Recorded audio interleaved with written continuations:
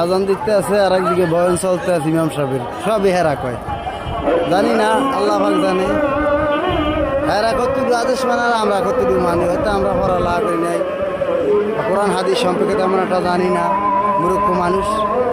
এই যে আজান দিতে আছে আর হের বয়ানের কাম হে করতেই আছে। বুঝলেন,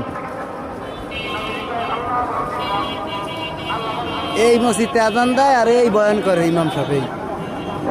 দেশটা এখন কোন পরিস্থিতি যাইতে আছে একমাত্র ওই মালিক জানে, আল্লাহ পাক রব্বুল আলামিন জানে।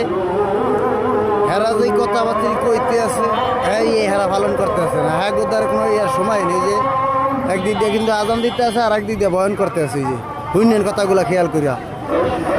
আর আমি কিন্তু ইসলামপন্থী লোকেই, ইসলামের বাইরে কিছু না।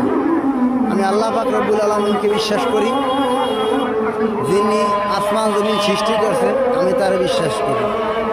আমরা বিশ্বাসের মর্যাদা প্রতিনিধিতারই একমাত্র মহান রব্বুল আলামিনই জানি, আমরা জানি।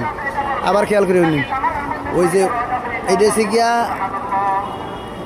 এক ইমাম ওই মুয়াজ্জিমে বয়ান করতে আছে, আর মুয়াজ্জিমে আজান দিতে আছে মসজিদে। আর এখানে এক বক্তা আনছে, হ্যাঁ গো আনতে টাইম হয় না।